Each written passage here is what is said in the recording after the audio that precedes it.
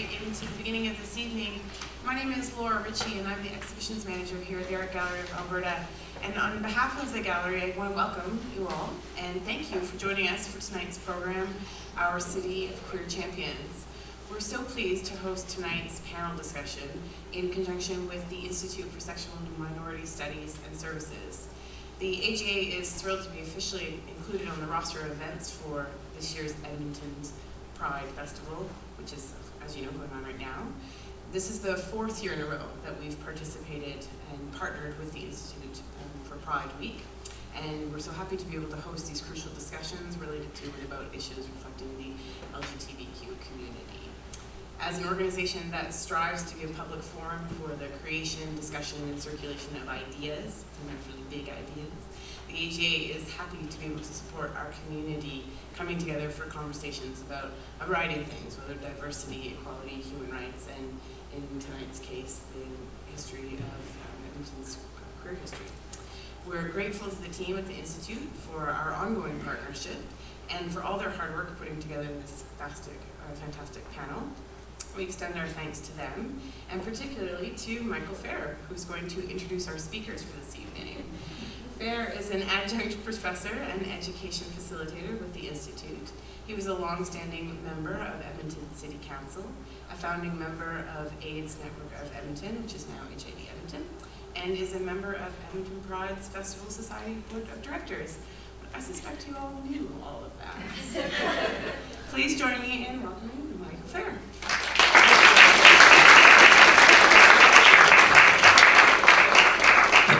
Thank you very much for that kind introduction, and most of that I didn't know myself.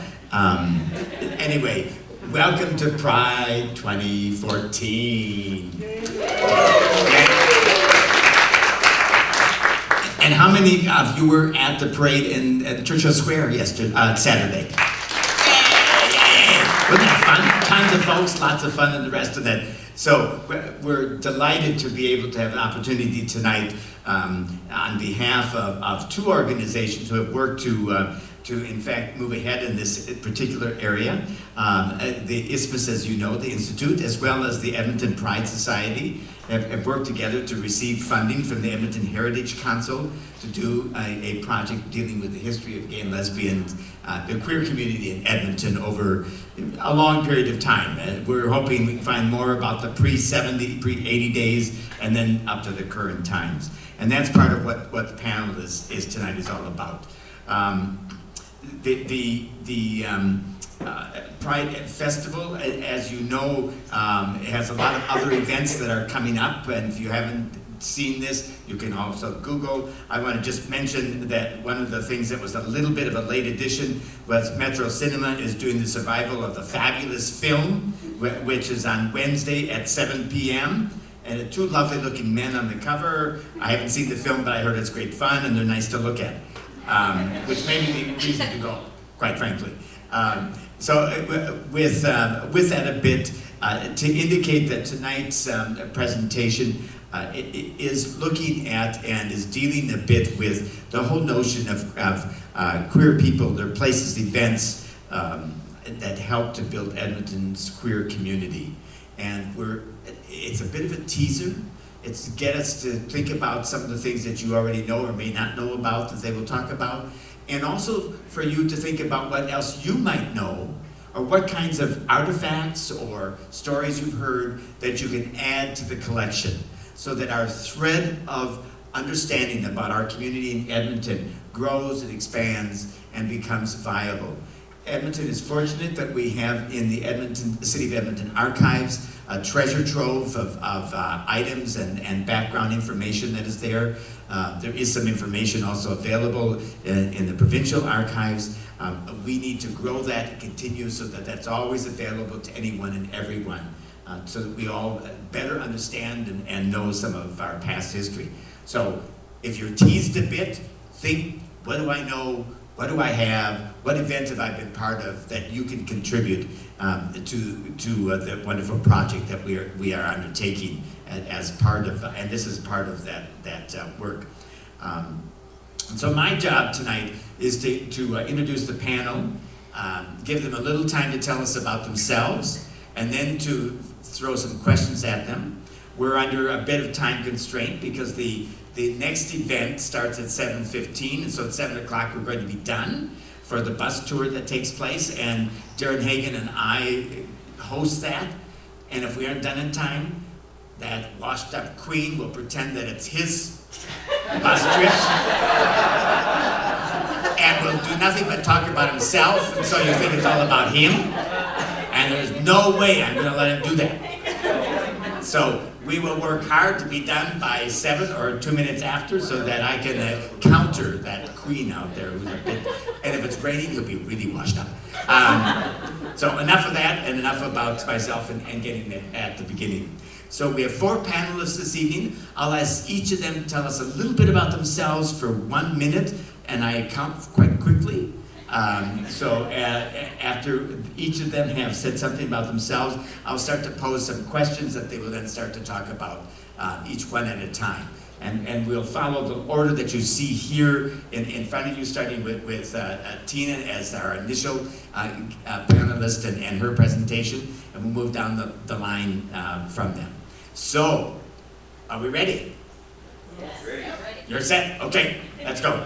Tina, you're up. 1 minute. Hi, I'm Tina Taylor. I'm a transplanted New Brunswickan who came back to Edmonton late 1991. In about I guess I should say I'm kind of the sporty spice. I have the sports injury. Yes, I have the sports injury to prove it. I pulled my hamstring at a ball game last week. I've basically been a sports enthusiast my whole life, long before I knew I was a lesbian. In 1995, with help, I started a lesbian out touch football team, and we played in a 7-league team, and we were out to everyone in the league. Then later on, started a gay softball team, and we weren't really in a league per se, as it was kind of a pickup game, just kind of played each other, as it were. And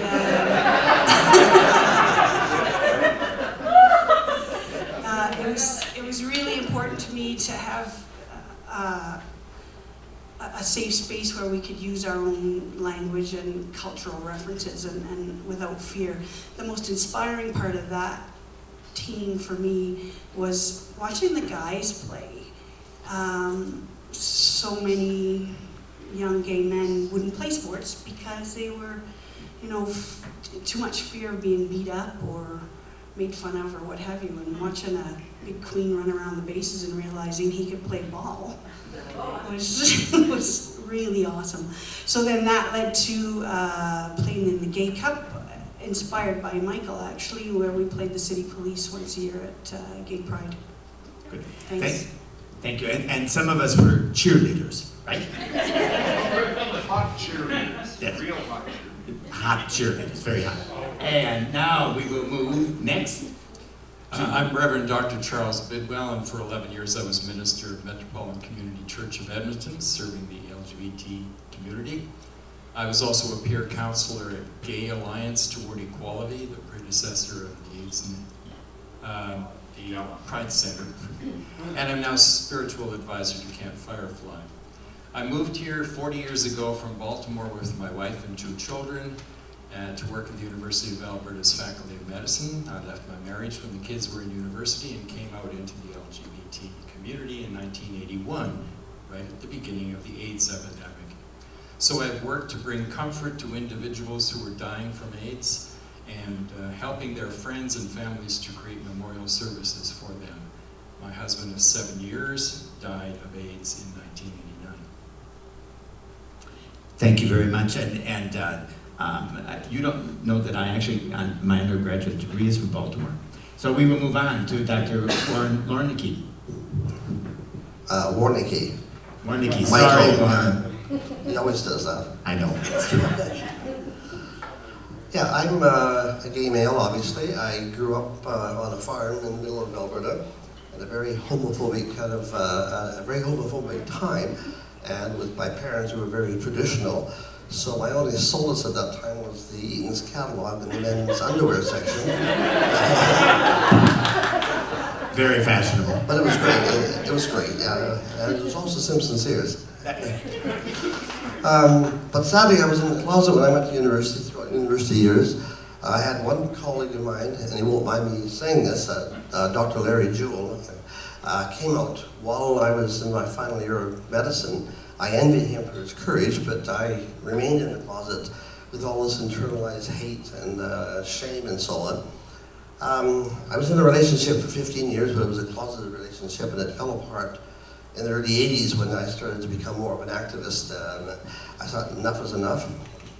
So in the early 80s, I kind of came out and started to be an activist for gay rights and so on. I offered my services to individuals who were gay, lesbian, who wanted to see a psychiatrist that was gay, lesbian positive and transgender positive. I didn't see too many individuals, as it turned out, for counseling, because I think that as was determined a long time ago, the majority of gays are quite happy, thank you very much, and quite well adjusted, thank you very much. And so there was no work there for me. But there were a number of individuals who, especially males, who were being denied access, reasonable access to their children. They'd been in a marriage and so on. And the ex-wife was holding the gay issue against them. And there was about 8 or 10 cases over the years, and that I was able to assess and make a recommendation, and I'm pleased to say that all 8 cases were won. What else? I started to see transgender patients back in 1978, and then stopped it for a few years, and then because of pressure, I opened a clinic for transgender patients in 1996. For a while, I was the only psychiatrist in Alberta, so I had about a 2-year waiting list. Let's see, so that's my claim to fame. I've actually seen over 1,400 patients since 1996. Actually, not all of them were transgendered. The vast majority were.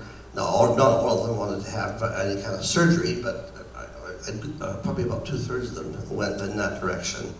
And I've been involved in a lot of other medical things as well over the years. I was on the AIDS network on the board for 2-3 years, thanks to Larry Jewell, who insisted I should do something in that area. I was on the AIDS committee within the hospital. All the hospitals were struggling with this phenomenon at the time, and I managed to convince them to just simply adopt universal precautions to remove any kind of stigma that might come otherwise. And I've had some fun with Alberta Report. I've had some fun with William Gardner, who was a columnist from Calgary, who wrote a column in the Calgary Herald and Edmonton Journal, a very, very strong homophobe. And I'm pleased to say that Alberta Report and William Gardner are no longer here, and I still am.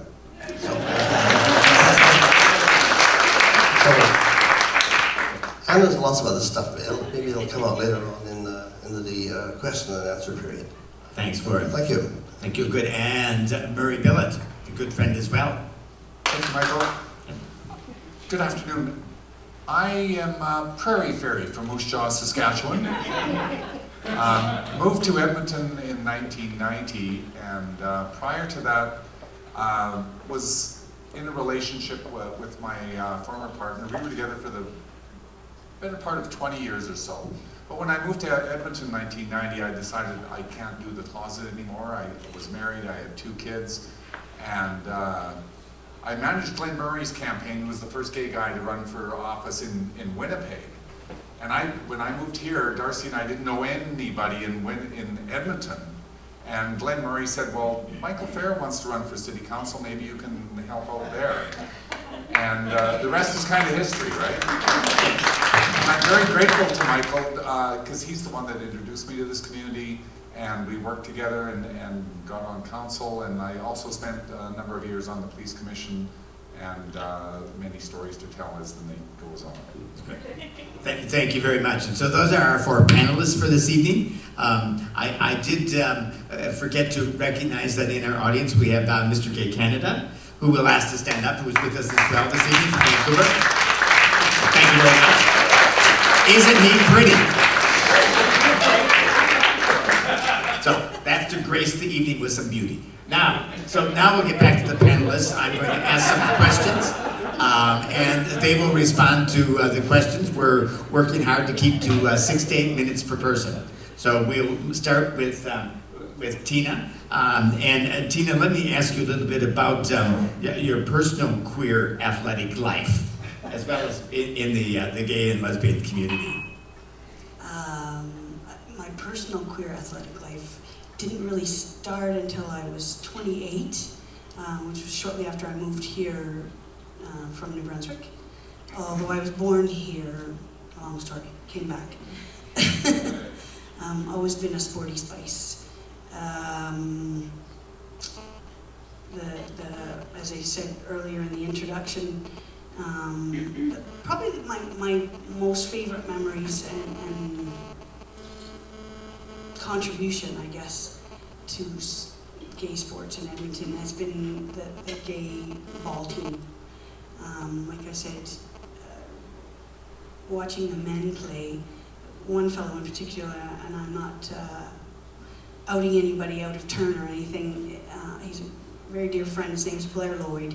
He's a very large gay man, but a very effeminate gay man. And he'd never played ball before in his life. He wanted to, hardly had done any sports at all really in his whole life because he was way too afraid of being beat up because he was kind of Nelly. And he got up to bat for the first time and swoosh a swing and a miss and swoosh a swing and a miss, and I think he let one ball go by, but anyway, eventually really knocked it out of the park. A triple, which is 3 bases for those of you who don't know.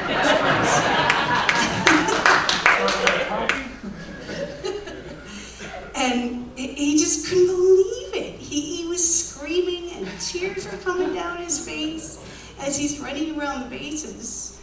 And, well, it was just so fabulous to see. It was just really, really heartwarming for me. And lots of other guys, similar kinds of things. And Blair continued to scream. It was a bit of beginner's luck, but every time he was at bat, when he would run to first, whether he got a good hit or a not so good hit, he would run for all he was worth, screaming with his hands above the air, trying to make sure the first baseman, if they made the throw, that the first base person didn't make the catch. It was a really, really lot of fun. It was really, really, really heartwarming to watch that kind of thing.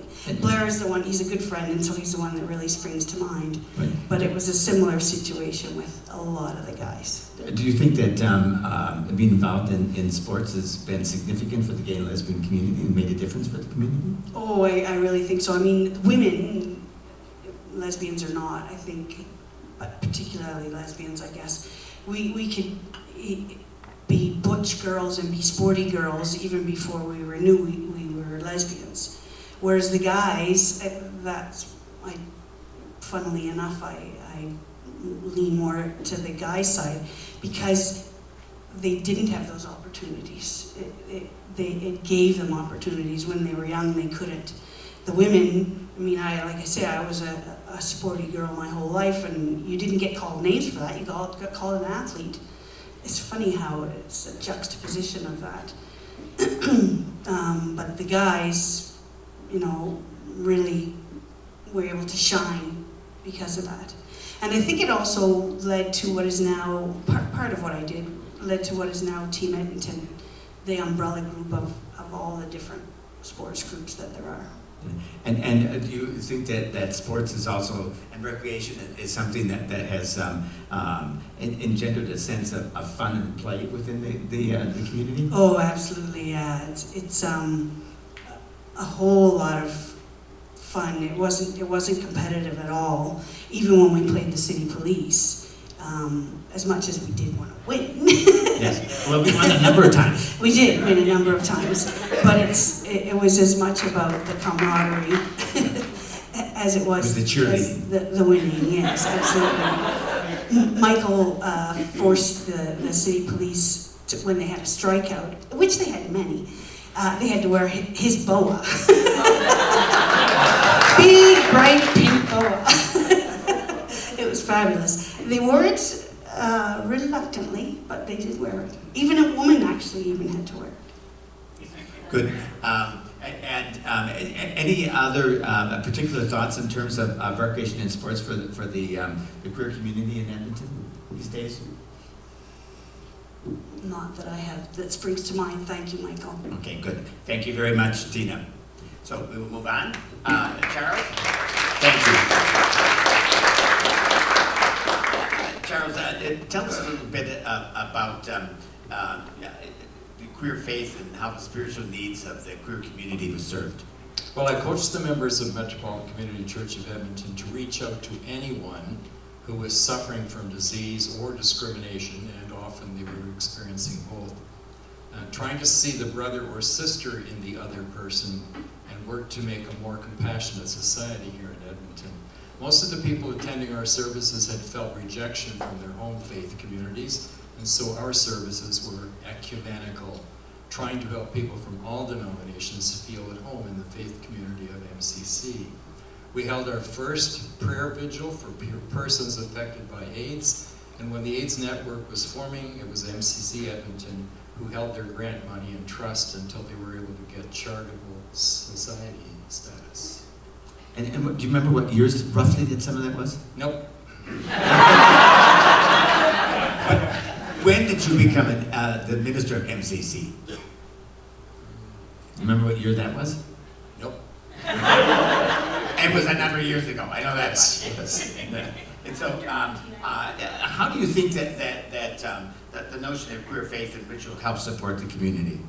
Well, as I said earlier, we tried to visit and support those who were affected by AIDS, individuals and partners and close friends and family, when they were accepting of our offers of support.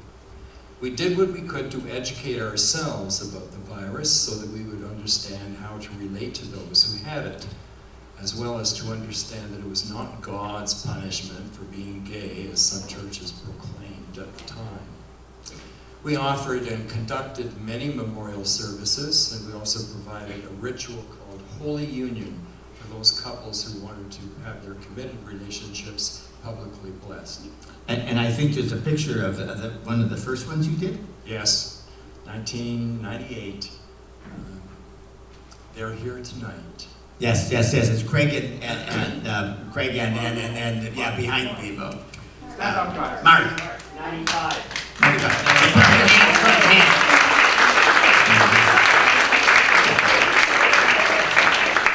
Thank you. And there's a picture of them in, I think it's You magazine, that they were on the cover. Oh, no. Yes, it's over there on the table as well. Bare-chested too. Good. And I think that the first AIDS the first thing that you did in relation to HIV AIDS was in 1985, and I think it was actually at my deck, is where we held that first service, did we not? Where? At my deck at my house.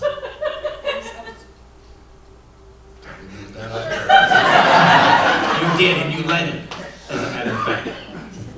That's kind of thing that. It was 1985. At my age, I keep meeting the nicest people.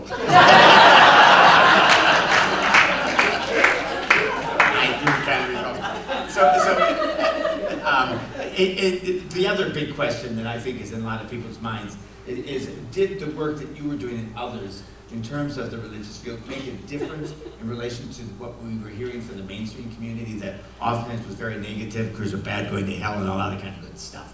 Yes. Did it make a difference? Some of us volunteered to be visible as Christians in the Pride parades. Some of us volunteered to share our stories and faith with many faith communities that would invite us to help them understand that sexual orientation was natural and inborn.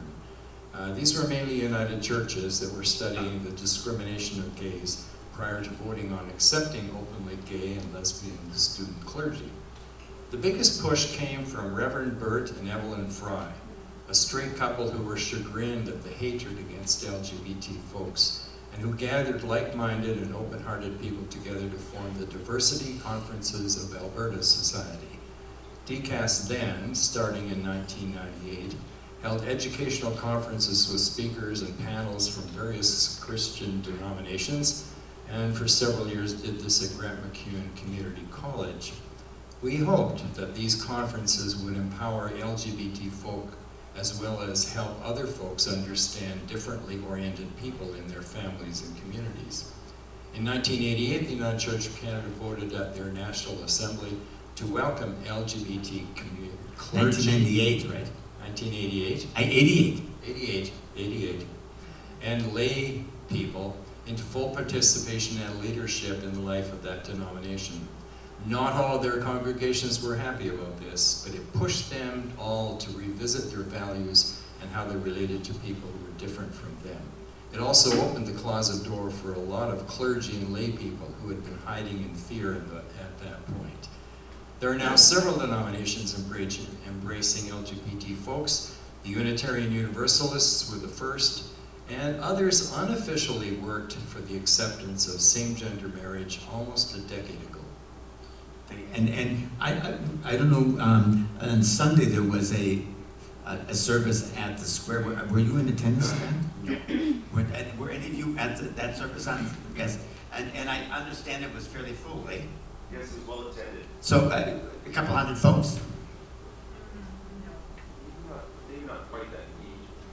80 to 100 people that attended the kind of an all-faith service, if I put it that way, or ecumenical service that was held on the square on Sunday in the tent for anybody that wished to come, kind of thing like that. So just to highlight again, not only from the 80s, late 80s as you mentioned, but currently today how things have changed and moved. So thank you very much. Much appreciated. Thank you. That we've done this, and will be an annual event next year. I'm sorry? This will be an annual Pride event. Yes, I think this is, yes, an annual Pride event. I think, did you do it last year as well, I think? No, maybe not. I can't remember. Okay, good. Thank you very much. So, Dr. Warneke, we're up to you. And that, so, with your background, the medical needs of the queer community, how were those served or not served back in your memory? Well, they were served, but they weren't served very well. I think there was a lot of hostility if someone was known to be, was out, and a lot of physicians took a sort of a dim view, kind of a cold, lessen optimal care and so on. And I tried to change that actually. I wrote a paper on, I think, are homosexuals getting your best care? And it was published in a very popular family medicine journal. And I got a lot of compliments from it. I also got... Do you remember when? No, 1995, 94. I have a copy. It's quite some years ago. I have copies for everyone here if they want them. But the interesting thing is I got hate mail from a number of my colleagues, which surprised me. That maybe I disagree, but to actually write in a hateful way was surprising. But on the other hand, I also got a lot of compliments from people in the hospital, physicians who obviously were in the closet, but the way they made mention of the paper, I could tell that they were actually gay or lesbian. And subsequent to that, they started to come out. But I guess I was very involved in teaching, and I always taught sexual orientation issues and gender identity issues to medical students and to residents, and also to the public. And it was a public lecture that there was four lectures, and the one I gave was on human sexuality, and part of that was sexuality in adolescence, and I was focusing on gay and lesbians and the very high rate of suicide, etc., etc. And that's when Alberta Report got wind of it, and they interviewed me and managed to twist things around so that the headlines were that Dr. Warneke agrees with sex with minors as long as they consent, which was exactly the opposite of what I'd said. The following year, actually, I gave another lecture, and they got wind of it, and they actually came, a reporter came and sat in the middle of the lecture hall after the lecture had started, A second person came in and sat at the front. He was a photographer, and he took pictures of every slide that I used in my PowerPoint presentation. And at the end, they weren't there to report the news. They were there to give the news to the audience. And so it was interesting because finally people said, "Who are you and where are you from?" And when they said, "Well, we're reporters from Alberta Report," they were booed, and they left the auditorium. And so that started a love-hate, mostly hate, relationship with Alberta Report. And as I said, William Gardner was this other homophobic columnist for the Journal and for the Herald. And I actually ended up on the Leslie Primo show, a radio show, and to talk about gay issues. And she said, "Do you mind, would you agree to having William Gardner patched in by telephone?" And I took a big gulp. I said, "I'm sure, what the hell, you know." And so we had this interview, three-way interview, and he made some comment that was implying that because I was interested in this topic, I must be gay. But he didn't actually say that. He was kind of crafty. And I said, "Well, it sounds like, Mr. Gardner, that, you know, you have a great interest in this because you're always writing about it in your column, you know. I wonder what that means." And left it at that. And I really think that was his last column he ever wrote, to be honest with you. But lots of other things went on over the years. I mean, I was involved with the Delvin Green trial, but, as a behind the scenes, in the backing of Sheila Greco. Prior to that, a group of four of us tried to lobby the minister to change the Alberta human rights legislation over about 4 years. It didn't happen. I got involved with a case in ST. This is not very medical, but which never went to trial, as it turned out. And on and on. And then I became more involved with the transgender community. And in 2009, the government suddenly announced that they took away the funding for sex reassignment surgery. And in the aftermath of that, there was a lot of articles in the paper, reference to me. I was in a couple of pictures, blah, blah, blah, along with a lot of other people. But mention was made of the gender clinic at the Great Nuns Hospital. And I think this suddenly made the Archbishop of the Edmonton Diocese kind of wake up and realize that this was going on at the General Hospital. So I think, I don't know for sure, but my hunch is that he actually influenced the Covenant Health Board, who in turn influenced the administration at the hospital, who in turn tried to restrict my practice, saying that the dogma was that you should be happy with the body that God gave you and you shouldn't try to change it. And I actually remember this Catholic ethicist actually talking to me about this, and I said, "Well, what about the kids that have cleft palate? I mean, should they be happy with their bodies? What about club foot?" I said, "What about circumcision, for God's sake? It's been going on for years." But it created a really hostile environment at the Great Nuns Hospital, and but I just decided to hell with them. I'm gonna do what I'm gonna do. I'm practicing good psychiatric medicine, addressing the needs of a marginalized group, and my only concession is that I use my own letterhead, and I don't refer publicly that Great Nuns Hospital has a gender clinic that I run. Oh, this is not public, is it? Here? Whoops. Which is stupid because everyone knows where I work. Yes. And there's been lots of other things that have happened. A lot of things. The transgender community need a lot of lobbying, a lot of letter writing, and we've been successful in getting things changed. Like the Alberta Motor Vehicles legislation changed so they can change the gender marker on their driver's license before they have surgery.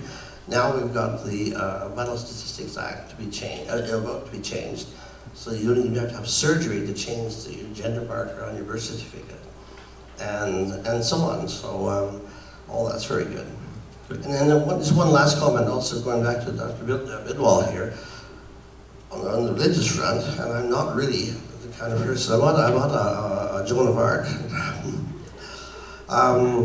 Anyway, not even close.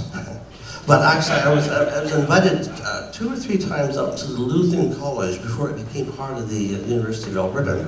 Once to talk to the staff about the biological basis of homosexuality. And then they had a Lutheran ministers' synod and I was asked to speak at that, and I gave the same talk. Quite a large number of people who were all, mostly ministers and so on. And the only criticism I got was from one of my own psychiatric colleagues who was in the audience, who was Lutheran, and said he totally disagreed with everything I had to say, blah, blah, blah, blah. And so, he's not my friend anymore. Thank you very much. Yeah. Much appreciated. And before we turn it, just to thank you. To mention to some of you that Miss T was a lesbian with children in care, and the province at some point was making noises that they were going to take the children away because she was a lesbian, right? Yeah. She and her partner had Right. fostered over 70 children. Yeah. And then they discovered that she was a lesbian and then said, oh my gosh, we can't have that. Right. And after kicking a little provincial government ass, we were Right. successful in turning that thing around too. So we'll turn this to Murray. He's going to talk about activism and its importance in the community. Thank you, Michael. Never underestimate the power of one, I think, is my most important message, because people talk about who we are as if we fell off a turnip truck or something. If there's something that I've learned in my 60 years on this planet, if you shake any family tree hard enough, the fruit's gonna fall out of it, let's face it. Now the difference is, back in the day it was, Barney and Robert. They never did find the right woman, but they're best of friends. Or the spinsters and those kinds of, Barbara and Betty over on the corner, the same kind of notions. And I think what we've seen over the years, particularly the last 20, 25 years, is an incremental change. And that only happened through political influence. And that political influence played out. Let's talk Alberta specifically. It really played out specifically and largely and dramatically as a result of Delwyn Vren getting fired from King's College for being gay. And that college, all they had to do was make one small change and keep him employed, and things would have been different today, I do believe. Because what happened then, after he was fired, the provincial government said, we will not accept your complaint, because the human rights legislation in the mid-1990s did not have the word sexual orientation in it. So even that, back then, you could be denied an apartment, you could be fired for being gay, because sexual orientation was not in the provincial legislation. Quebec was the first to put it in 1978. So a very long story short, and many of you, put your hand up if you remember the Delwyn Vren case or are involved in it. I mean, take a look around, you guys. I mean, we made this happen in this province, and it's a badge of honor for every one of us. Because what happened with Delwyn's case was, he got fired, and the government said, no, we're not going to deal with it. We took them to court. We won at the first level of court. And Madam Justice Russell said at that time that we didn't even have to prove that discrimination against gay people was bad. She took judicial notice, which means you didn't even have to have evidence. She said it was justified, realized, and understood. It's a notorious fact of how we were discriminated against. Court of Appeal turned that back. And as the Court of Appeal turned that back, this community stood up, rose up, and we put sexual orientation on the breakfast tables, the dinner tables in the bars of Alberta and across this nation, because the story went national. It's kind of how I came out. I had no idea. I started doing media because nobody else would do it, because, and I wasn't real out back then, believe it or not. As a matter of fact, my dad back then said, it's bad enough Murray's gay, does he have to say it on television too? But what that did, you guys, and most of you understand this, we had that conversation across the province, across the country, and it changed the way people think.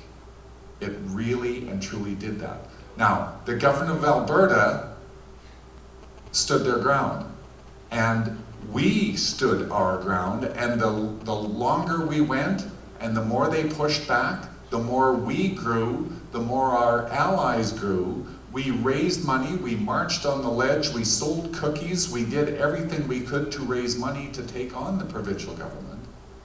And at the end of the day, the Supreme Court of Canada told the government of Alberta, you must include sexual orientation in your human rights legislation.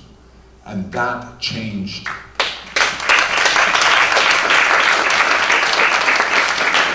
It not just changed Alberta, you guys, it changed Canada, because subsequent to that, the rest of the provinces came on board. And then as a result of all of that, while that was going on, the little fellow over here said, let's go for a run at City Council. And we pulled a community together, and many of you were in this room as well. Who's worked on Michael's campaign? Come on. You know, a lot of us have done that over the years. And that made a difference, because we had somebody making political decisions. And as a result of that, and my involvement with Gala and the board, and you know, with the work with Gate and Gala over the years, and Lorne's, I mean, it's incremental, you guys. And that's how I ended up on the police commission. Because they saw some, and I applied because I didn't think they'd give it to me, quite frankly. Who wants to do that? But that's partly how I ended up with the position, because I think they recognized the importance of having a diverse police commission. And it was such a badge of honor. And I want to say thank you to you and your families, because my success and Michael's success is as a result of everybody behind us making things happen. So it's just, that's a bit of a nutshell in terms of the importance of activism, but never underestimate the power of one. Those of you who know me, you've heard me say discrimination hinders coming out hinders discrimination. Murray, thank you very much.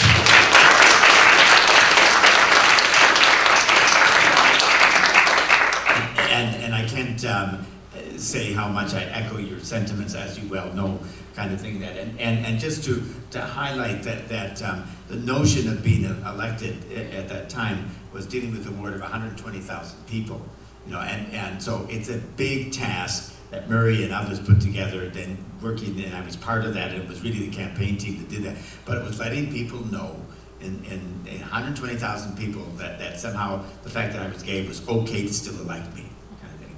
So you're absolutely right, it's huge undertaking. So, to all of our panel, thank you very much. A round of applause.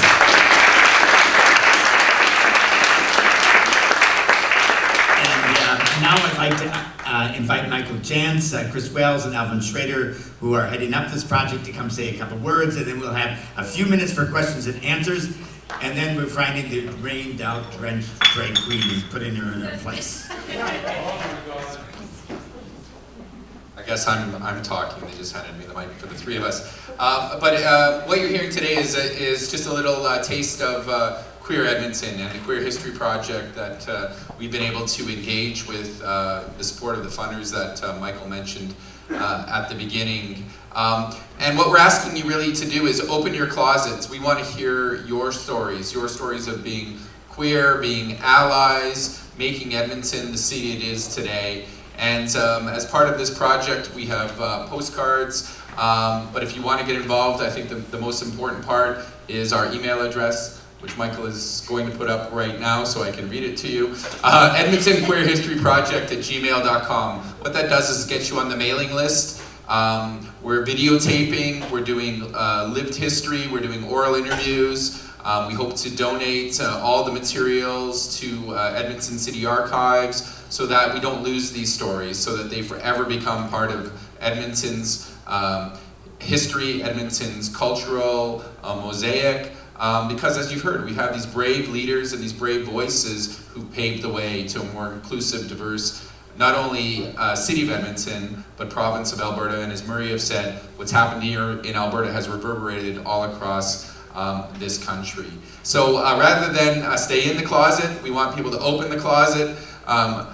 burst off those doors. It's so important that we get this documentation. Really, this is not our history, but it's your history as well. With the goal for next year, for the 35th anniversary of Pride, you want to put that history on display here in partnership with the Art Gallery of Alberta. We'll be doing a curated exhibition here in this facility and doing some events to celebrate the 35 years of Edmonton's fabulous queer history. And at this point, I think what we'd like to do is turn it over to you for some questions in our last 10 or so minutes that you'd like to direct to the panel. Michael will I'll moderate and I'll run around with the mic. Right. Thank you. Right. Thank you very much. And just to make a quick comment, I mentioned about the film. It's Thursday night, not Wednesday night. My error on that. Google, check it, and make sure you've got the correct day and time. That it's Thursday evening at Metro. So we are available for some questions or comments. And as was mentioned, other things that you may have that would be a benefit that you can send in or whatever. Particularly, among other things, if you have photos, particularly from early days, selfies currently, we got a lot of those. But stuff from the 80s, 90s, 70s, we welcome it greatly in that. Oh yes, and on the side here is a whole display of materials, both news articles, pamphlets, that go back many years. There's a newsletter from Women's Space back in about 74 or 5, I think. There's other things that there you might want to take a look at as well. So, enough of that. Questions, comments, anything anyone would like to ask? Yes, please, back up here, I think. Yes. Yeah, thank you. My question is for Tina.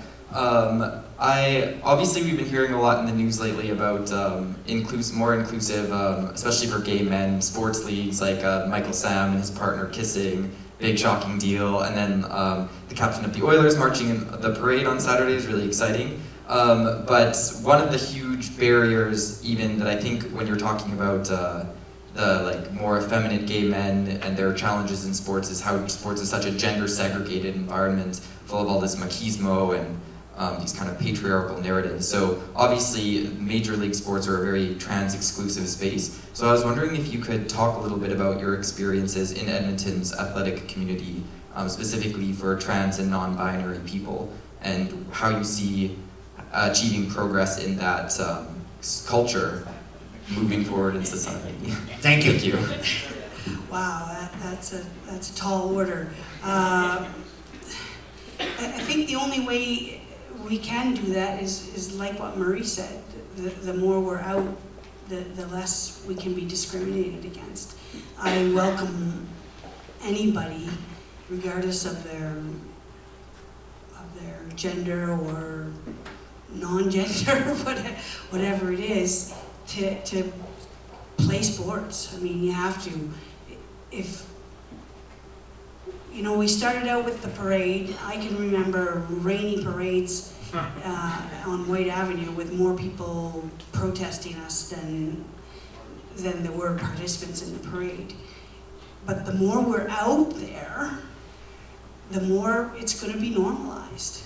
The people like the Michael Sams and the Andrew Ferences, the more people are going to go, yeah, it's no big deal. What the heck's the problem?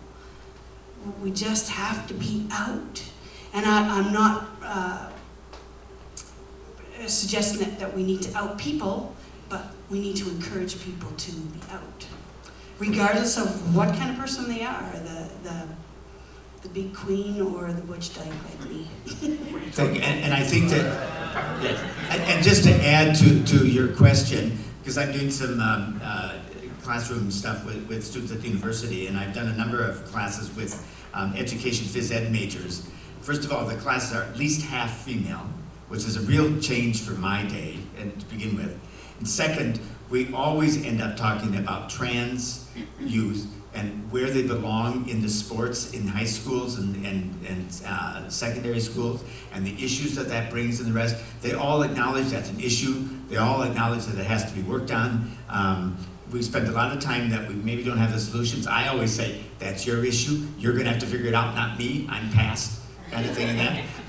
Every generation has some issues. So I think among many people that's coming, it's just a ray of hope from my perspective of how that has changed the discussion. And even in a class like that that's half women and half men, the discussion is so different than it would have been 15 years ago, kind of thing. And it's just immensely different in that kind of discussion. So I think there's hope, I think it's coming, but it's going to take a lot of work, and a lot of people are going to have to wrestle with it and think it through. But I think it's coming. Other questions? Yes, Arnie. Yes, Marnie Panis here. Proud transgender woman. I just completed my transition 2 months ago, really officially. Yeah. And it was but it's something that Dr. Warneke said earlier. You know, when you choose to find to live your life authentically as a transgender person, it doesn't matter what social background you come from, the education you have, the family around you, your profession. That moment, your options are limited. Where you work, where you can live, where you can play, those options are limited, and where you can travel. And I just want to touch on what Dr. Warneke said. Last month, I picked up my birth certificate and my passport, and not having to discuss my genitals or any medical history, and really, I got some of those options back this last month, and that's really due to all the work that all of you have done over the last few years, and certainly over the last 30 or 40 years to help us give some of those options back. So my comment is really a thank you to all of you. Thank you very much. Thank you for your comments.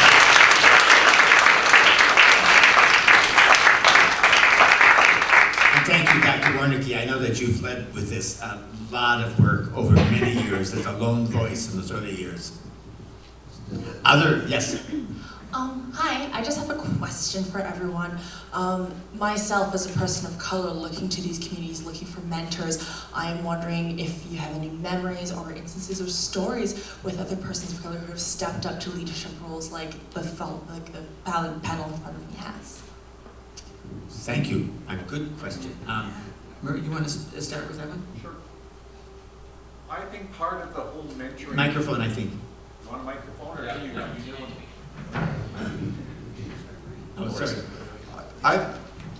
I believe in mentors because I'm the sum total of a number of people that taught me how to be the man that I am, and everybody should be a mentor and have a mentor no matter what age you are. And I think it's something that happens naturally through our friendships, but what I'm seeing now are people like you, Lynn, coming up to people like me and say, can we have coffee and can we have a conversation? So I encourage you, if you meet somebody, younger or older, that needs some guidance, the best gift you can give somebody is a good listening to. And I honestly believe that more and more, it's not so much about gender or orientation or race or any of those things. There's absolutely some issues in that. I know, my friend Mark Tang and Christopher, they've been having conversations about the realities of discrimination in this city. And that's something that only is going to end when we have those crucial conversations. And so I just encourage people to help each other. And I know a number of people out here that continue to do that. Anybody else? Anybody else wish to add? Well, I have to admit that there's, in my experience, very few people of color that I've played sports with. I can frankly only think of one, a fellow. So yeah, just that, come on, come out. Play. I think I don't have too much to add because a lot of the history that we are finding is pretty white and pretty male as well. Not entirely male. There's certainly here, as you said, from Tina and the rest of that too. And I don't have any real easy answers to any of that either. I do think that one of the things, my perspective is that as a queer community, we need to find ways to reach out to people of color, et cetera, who in other communities and support and find ways to encourage them to be part of the community. We haven't done a whole lot of that, in my opinion. And there's a lot to be done with that. Michael, I can add that I look at Team Edmonton with all of the different sports. It's becoming increasingly more multicultural. Because Edmonton, I think we're second only in Canada in terms of the numbers of languages that we speak. Edmonton rocks when it comes to its diversity, but we have to welcome these people in from all over the world, and that's part of our responsibility to do that. And Team Edmonton's kind of leading the way on that. Yeah, I agree. We certainly have some work to do, boys and girls, for sure. Yeah. Yes, and sometimes some of you can ask me about the story I have in a particular cultural community in Edmonton and how we work and some of that, but not tonight. Yes. Hi, my name is Joey. I just moved to Canada 7 weeks ago. So that's what I was talking about. I mean, it's my first parade, it's my first festival. It's the first time I'm in a hall with people that are like me. Mexico is different in all aspects, so thank you, all of you, because when I came to Canada 12 years ago, I realized I want to live here because the way the things we're doing. So thank you. Bienvenido, mi amigo. Thank you very much for those comments. Thank you, much appreciated. Yes. A question for Murray. A few years back, I wanted to get a hold of the lawyer who represented the United Church of Canada at the Supreme Court for the Friend decision to speak to our congregation. He said, well, you ought to talk to that minister from that big church downtown. And I said, well, which one? And we figured out it was Robertson Wesley, and it was Bruce Miller. And I wonder if you can give us a little information on the financial support and moral support that the United Church gave for the Delvin Free case at the Supreme Court, or building up to the Supreme Court. The Friend case was just a remarkable study in building allies. Not just the United Church was an integral role. The Canadian Jewish Congress was there. There was a Catholic organization. The name doesn't. Dignity. Yeah, that was part of it. So it's part of, and I think the best way and the shortest way I can answer it is what Lyle Caney, Chief Counsel for the Canadian Jewish Congress, said at the Supreme Court of Canada. He said to everybody in that room and to Canada, the sooner that minorities can learn to hold hands and walk through the doors of equality together, the better off we will be. And that rings so true, and the church has really led the way, and it took some very brave people like you, Rob, to stand up in your church and say, what about us? Because, you know, how many times in our lives, each person here, I know when I was a farm boy in Moose Jaw, I thought I was the only gay in the village. And then I thought I was the only guy to get married and have kids. I thought I was the only one in the world who would let something like that happen. But it's part of being a welcoming community, and that's what makes a really big difference. Is lead with kindness, and I don't think you can go wrong with that. Thank you very much. We're just about done. The one thing I think that I want to mention, because I see my friend Mr. Tay over here, that we didn't deal at all with the kinds of changes that happened in the economic front. And many of you probably noticed, yes, at the parade, the number of private companies, the banks, et cetera, who were there. TELUS was there, and you were leading with them, and 75 folks? Okay. 75 from TELUS, led by people who work for TELUS, who have identified themselves as gay or lesbian, and have pulled others with them, like yourself, right? Kind of thing like that. And so I think that's another area that is rich for pulling in kinds of some of our background and history that we need to be bringing forward as well. And certainly we hope that some of the records that you all have and tell us with all of this make its way into the archives over time as well. And in other places. I'm just picking on you tonight because you're so cute, as you know well. So with that. Oh yes, sorry. Tina wants to make one more comment.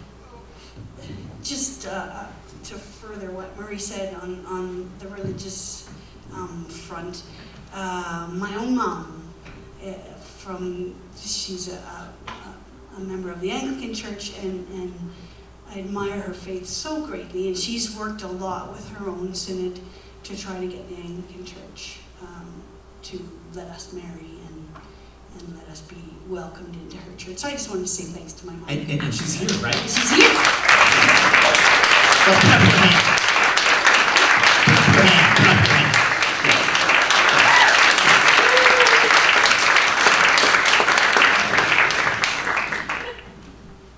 I was going to ask Michael to say this, I'll just do it. We have to continue this, because these rights that we've fought for so many years, look at what's going on in this province right now. We can lose things. So tell two people and tell them to tell two people, and vote and get involved, because we got to keep moving forward. We're getting now in the driver's seat. We can't lose that. Thank you. Okay. Great.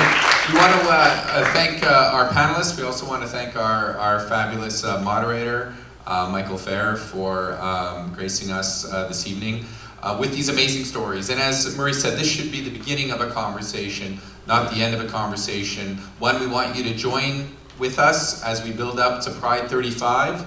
There are many more stories out there. We've heard about some of the absences from our historical record.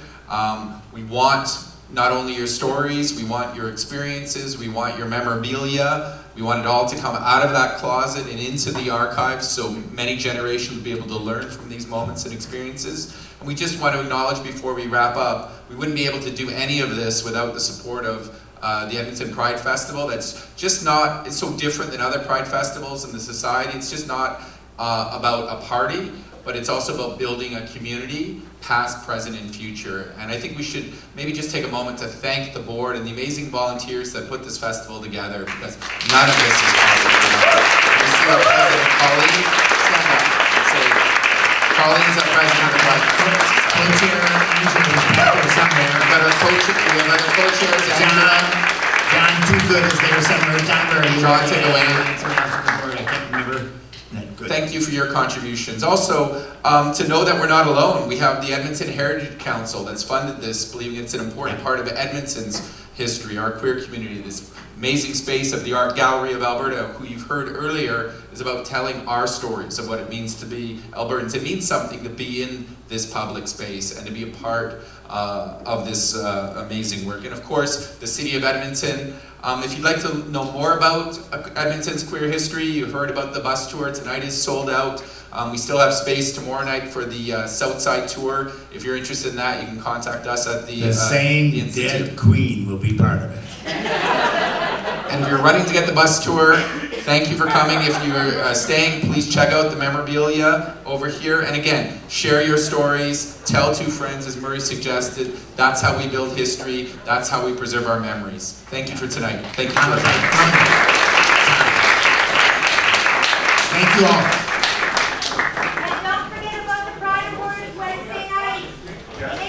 Oh yes, Wednesday evening is the Pride Awards at the Bus Barns, right? At the Matrix. At the Matrix Hotel is the Pride Awards at 8 o'clock, 7 o'clock? 7 o'clock at the Matrix. Matrix.